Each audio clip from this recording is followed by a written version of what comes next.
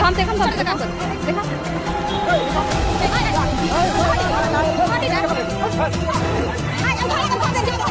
Phone किया नहीं आए तो फिर 112 को कॉल किया। 112 वाला बोल रहा है कि हम नहीं आ सकते हैं, गाड़ी नहीं चल रही है, हम नहीं आ पाएंगे।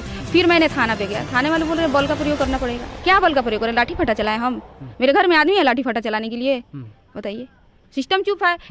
इसके पिछले बार जब मैं काम लगाई थी इस प्लॉट पे, अंचला पदाधिकारी और थाना प्रभारी अगर आप लोग चाह दीजिएगा तो इस परिवार को न्याय मिल जाएगी। और शादी का भी आप लोगों ने बात बता रहा था, तो इस पे तो बड़ा गंभीर विषय है। इस पे तो बात नहीं बताया कि परिवार में शादी का रस्म रिवाज है। वो तो मैं सारा आवेदन लिख कर दी हूँ, उसमें सारा चीज़ मैं डिटेल से लिख कर दी हूँ, लेकिन जाँच होता कहाँ है? सिर्फ आवेदन, ठीक है, आवेदन ले लिया जाता है, बोला जाता है कि ठीक है जाइए भेज देना।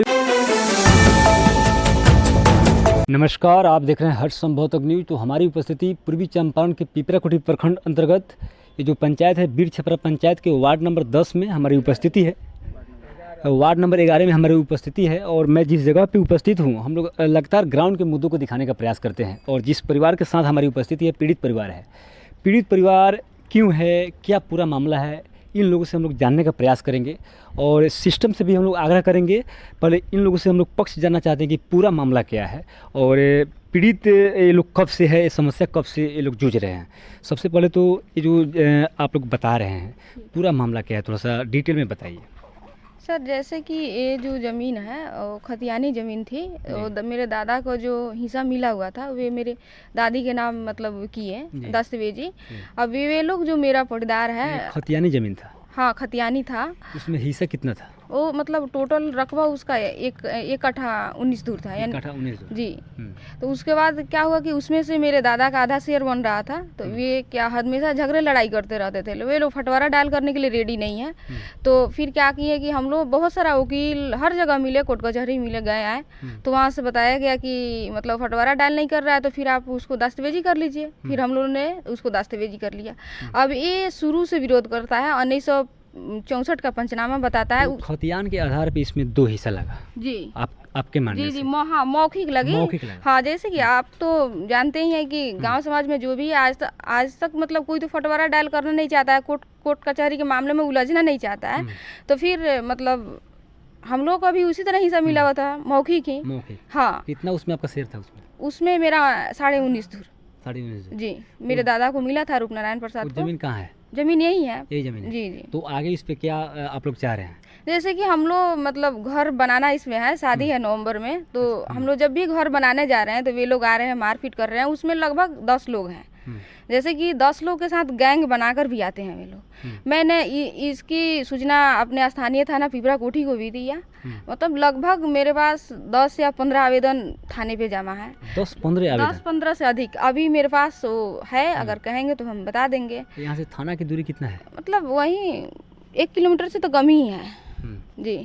तो आप लोग जो बात बता रहे हैं, शेयर जो है, जो जमाबंदी का जो बात हो रही थी 331 जमाबंदी, तो उसमें कैसे? जैसे कि वो पंचनामा से हवाला देता है, पंचनामा से बोलता है कि मेरी जमाबंदी कायम हुई है। ना संविधान के तहत ना कानून के तहत कभी मतलब जमाबंदी कायम नहीं हो सकता है। पंचनामा जब बनता है तो दोनों पक्ष से सहमति उसमें जताया जाता है। आपके परिवार के कोई लोग उस पर दस्तखत किया है? नहीं, कोई नहीं। मेरे पूर्वज का भी किसी का दस्तखत नहीं है।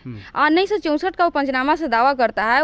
आज जिस व्यक्ति को मिला इंग्रासन महतो को, वे उसके जो वंशज है वे बताते हैं कि 1964 में हमको मिला हुआ था। जबकि वो जो मेरे पूर्वज थे नेतराम कोयरी, उनकी ना कोई जन्म तिथि है, ना जन्म प्रमाण पत्र है, ना मृत्यु प्रमाण पत्र है। अब हम कैसे साबित? पंचनामा के आधार पे आपके परिवार की तरफ से कोई उसमें साक्ष्य नहीं दिया गया? कोई नहीं दिया गया। तो हम फिर उसको हम कैसे साबित कर सकते हैं कि ये जो पंचनामा बना तो सिर्फ नेतराम कोयरी ही बना कर दिए। तो 1 कट्ठा 19 दूर का जो विवाद बता रहे हैं, तो आपने अंचलाधिकारी से इसका डिमांड किया? मैंने कई आवेदन वहाँ भी दिया। वहाँ से तो 5 महीना से मेरा केस चल रहा था। मैंने वो तो इलेक्शन छुट्टी में रह रहे थे बहुत दिन से। उसके बाद वे बैठे थे 30 तारीख को, हम गए तो वहाँ से मेरे से अभद्र तरीके से वो बात किए। वो बोले सीओ और कौन सी है? सीओ सुनील कुमार पासवान। अच्छा, हाँ। उन्होंने कहा कि आपका केस खारिज हो गया है, या मेरी जब मैंने फाइल किया तो या तो हम गलत होंगे या तो सही होंगे, कुछ तो हमको रिपोर्ट मिलना चाहिए। ना हमको रिपोर्ट मिला ना कुछ मिला, वहाँ से अभद्र तरीके से व्यवहार किया गया। फिर बोला गया कि जाओ तुमको कल मिलेगा रिपोर्ट, लेकिन आज नहीं, आज तक नहीं मिला। आज 10 तारीख हो गए, उनका रिकॉर्ड भी है मेरे पास, लेकिन मतलब कुछ नहीं हुआ। फिर हम फ़ोन किए उनको कि सर मेरा नहीं मिला, तो अभी तक नहीं मिला, जाओ मिल जाएगा, कल मिल जाएगा, परसों मिल जाएगा। ऐसे ही हमको दौड़ा रहे हैं, रोज़ दौड़ा रहे हैं। लग रहा है कि सिस्टम पे आप लोगों को विश्वास नहीं है। सिस्टम क्या, सिर्फ किताबों में ही मतलब न्याय जो चमकता है, ऐसे तो मतलब धरती पे आने के बाद सीओ साहब से जब मांग की अंचला पदाधिकारी से कि 331 जमाबंदी का खाता खेसरा कितना है, तो आगे उस पे क्या? नहीं, जैसे कि मेरे दादा रूपनारायण प्रसाद ने मांग की थी, उसमें जमाबंदी संख्या जो 331 जो चलती है उसकी खाता खेसरा उसमें दिया जाए, जो कौन सा है खाता खेसरा। तो उसमें अंचला अधिकारी द्वारा सूचना के अधिकार अधिनियम 2005 के तहत मुझे मिला कि उसमें खाता खेसरा अंकित नहीं है। उसका मेरे पास कागजात है यहाँ, जो आप देख सकते हैं। यही पीड़ित परिवार है जहाँ पे हमारी उपस्थिति है। इनका मानना है कि अगर जमाबंदी इन्होंने कायम किया है तो उसका खाता खेसरा होना चाहिए। और रजिस्टर 2 भी बता रही थी, सिस्टम पे इन लोगों का विश्वास उठ गया है, इसलिए कि इसका जो जमाबंदी है तो अंचला पदाधिकारी के द्वारा इसमें स्पष्ट तौर पे बताया गया है कि इसमें खाता खेसरा उपलब्ध नहीं है, अंकित नहीं है। तो कैसे परिवार विश्वास करेगा? अगर खाता खेसरा इसमें उपलब्ध नहीं है तो कैसे मानेगा कि 331 जमाबंदी का ज़मीन हो सकता है? तो आगे उस पर क्या हुआ? वो तो वहाँ से तो कुछ एक्शन ले नहीं रहा है लोग, थाने से भी तो कुछ मिल नहीं रही है। मैंने तो मतलब हर जितने भी न्याय का दरवाज़ा, हर दरवाज़ा खटखटाया मैंने, लेकिन मुझे न्याय अभी तक नहीं मिला। 5-6 मंथ हो गए, 5-6 मंथ हो गए हैं, क्योंकि होली से शिवरात्रि थी, उसी दिन उसके एक दिन बाद से हम दौड़ रहे हैं, लेकिन अभी तक कुछ नहीं हुआ। हर मतलब जहाँ जहाँ मैंने आवेदन दिया, हर आवेदन का मेरे पास फोटोकॉपी है, उसका रिसीविंग है, हर चीज़ है मेरे पास। जो नोटिस वहाँ से सौंपी गई पत्रांक संख्या के तहत, वो सारा मेरे पास कागजात है। अगर चाहेंगे तो मैं दिखा सकती हूँ, उसका फोटो ले जाएगा। तो सीओ साहब का अभी क्या मानना है? ये तो रिपोर्ट उन्होंने कर दिया है। उनके तहत से वो बोल रहे हैं कि सक्षम न्यायालय का मामला है। बताइए, उसी प्लॉट पे वो घर बना लिया, मेरा जब बनाने के बारी आया तो हम सक्षम न्यायालय जाए? मेरे घर में शादी है नवंबर में, नवंबर तक क्या हम न्याय हमको मिल जाएगी कोर्ट से? क्या लग रहा है कि इसमें दोहरी जो है लीगल तरीके से इसमें गुंजाइश नहीं है? नहीं, यहाँ मतलब लीगल तो कुछ हो ही नहीं रहा है। जब स्पष्ट इस परिवार का मानना है अगर 331 जमाबंदी का ज़मीन है तो इन्होंने साबित भी किया है, और इन्होंने मांग किया है कि 1 कट्ठा 19 दूर ज़मीन का मामला है जिसका खाता खेसरा इन्होंने अंचला पदाधिकारी से मांग किया, इसमें कोई अंकित नहीं है। तो जब इसी प्लॉट का, इसी ज़मीन का जब उन्होंने इस पर कब्जा किया है, जो मेरा दखल कब्जा में है, आज से नहीं, ये 300-400 बरस साल पहले से, क्योंकि इस पे मेरी कई पीढ़ी मर चुकी है। इस पे मतलब कई पीढ़ी मर चुकी है। अब ये दावा कर रहा है तो 1964 से ये कहाँ था? ये तो तय होनी चाहिए, तो ये तो तय हो ही नहीं रही है। पंचनामा के आधार पे साबित हो सकता है? नहीं, ऐसा नहीं। न पंचनामा के तहत, पंचनामा जो है जो मतलब उसके तहत कभी जमाबंदी कायम नहीं हो सकता है। दूसरे जमाबंदी की हवाला दी जा रही है, और इसमें मतलब उलझाया जा रहा है। सोल्यूशन का मतलब कोई नहीं, निष्कर्ष नहीं निकाला जा रहा है, सिर्फ दौड़ रहे हैं, यही हो रहा है। कैसे लोग सिस्टम पे, कैसे लोग थाना प्रभारी पे, अंचला पदाधिकारी को कैसे लोग विश्वास करेगा, कैसे न्याय की उम्मीद लगाएगा अगर पीड़ित परिवार नहीं होता? महज मात्र 1 कट्ठा 19 दूर ज़मीन की मामला है, और इसमें मुझे लगता है कि इस परिवार ने 5 साल से जूझ रहा है। क्या सीओ साहब इसको नहीं सुलझा सकते थे? अगर इन्होंने स्पष्ट तौर पर इन्होंने मांग किया है कि अगर 331 जमाबंदी का अगर ज़मीन है तो इसका रजिस्टर 2 से साबित किया जाए कि किस खाता का ज़मीन है, किस खेसरा का ज़मीन है, तो इस पे सीओ साहब की तरफ से कोई ऐसा कोई जांच ही नहीं हो रही है। सिर्फ मौखिक बोला जा रहा है, मौखिक ही बोल रहे हैं कि नहीं, ये सक्षम न्यायालय का मामला है। अभी मतलब यही सिर्फ प्लॉट का ज़मीन है और एक ही नंबर का ज़मीन है, तो इसमें दोहरी बात कहाँ? 1 नंबर तो ज़मीन नहीं है, 1 नंबर का ज़मीन। मेरा जमाबंदी है 35 है, ये 331 का हवाला दे रहा है। अब 331 का हवाला दे रहा है, इसकी जमाबंदी कहाँ से कायम हुआ है, क्या कायम हुआ, इसका कोई निर्णय निष्कर्ष नहीं है।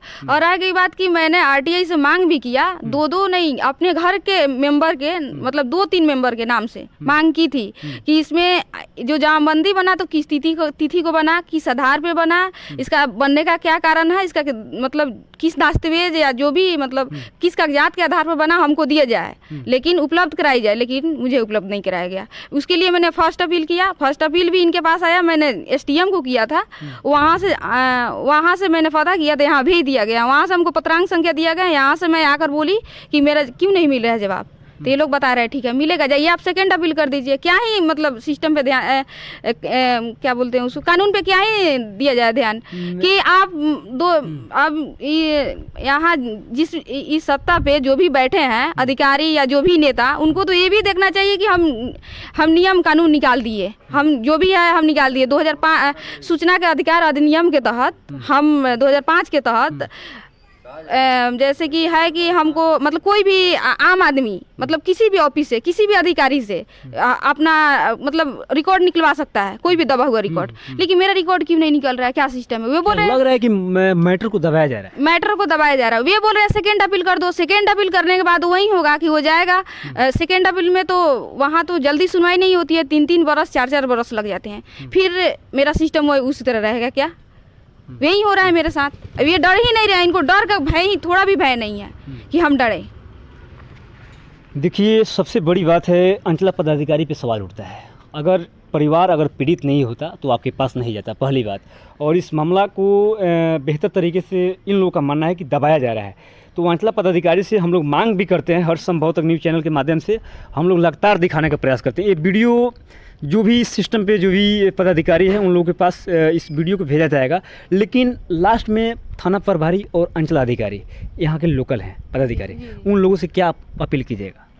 सर अपील तो हर रोज़ कर रहे हैं, हर रोज़ हम आवेदन दे रहे हैं। आज ही आवेदन लिख के कुछ स्थानीय लोगों से हम सिग्नेचर करवा के रखे हुए हैं कि हम कल जाएंगे देने, लेकिन वे लोग बोल रहे हैं कि देखिए हम मेरा अधिकार है सुरक्षा का मांग करना, हम सुरक्षा का मांग करेंगे। जरूरी है कि हम सुरक्षा का मांग करेंगे तो हमको FIR दर्ज करना पड़े। हमको क्यों मजबूर किया जा रहा है FIR दर्ज करने पे?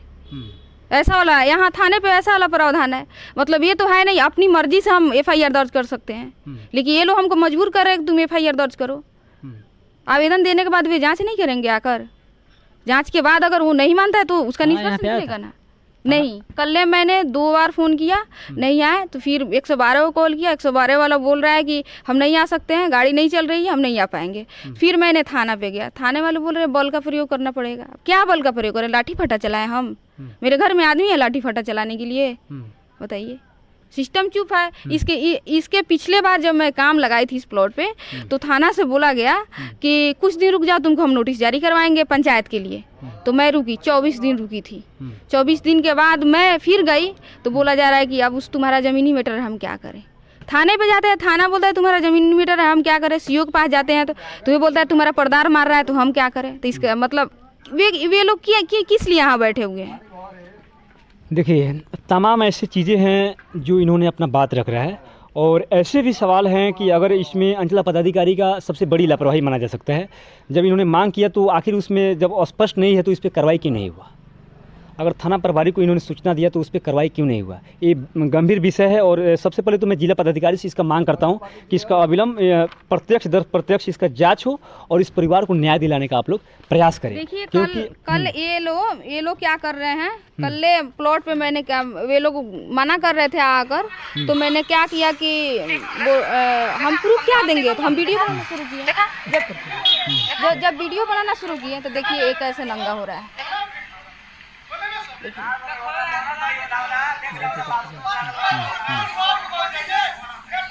आधा % चल गया है। देखिए तमाम ऐसी चीज़ें हैं जो परिवार मदद की गुहार लगा रही है।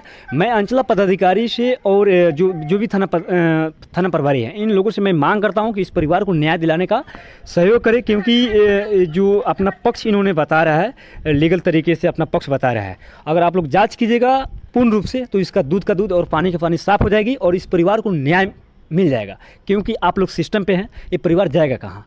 महज 1 कट्ठा 19 दूर का ज़मीन का पूरा मामला था जो इन्होंने बता रहा है। तो अगर अंचला पदाधिकारी और थाना प्रभारी अगर आप लोग चाह दीजिएगा तो इस परिवार को न्याय मिल जाएगी। और शादी का भी आप लोगों ने बात बता रहा था, तो इस पर तो बड़ा गंभीर विषय है। इस पर तो बात नहीं बताया कि परिवार में शादी का रस्म रिवाज है, इस पे वो तो मैं सारा आवेदन लिख कर दी हूँ, उसमें सारा चीज़ मैं डिटेल से लिख कर दी हूँ, लेकिन जांच होता कहाँ है। सिर्फ आवेदन, ठीक है, आवेदन ले लिया जाता है, बोला जाता है कि ठीक है जाइए, भेज आपको दे पता रहे है हैं गरीब लोगों का नहीं सुना जाता है। क्या ही गरीब लोगों को, जिसका लिंक सोर्स पैरवी नहीं है उसका किसी का कोई नहीं सुनता है, सिर्फ यही है। तमाम ऐसे चीज़ों था जिन्होंने बता रहा था। मैं जिला पदाधिकारी से इसका मांग करता हूं कि इसका पूर्ण रूप से आप अपने पदाधिकारियों को निर्देश करें और इसका जांच करें। आप लोग देख रहे थे हर्ष संभव तक न्यूज़, और हमारी उपस्थिति बीर छपरा पंचायत के बलथरवा गांव वार्ड नंबर 11 में हमारी उपस्थिति थी। जय हिंद, जय भारत।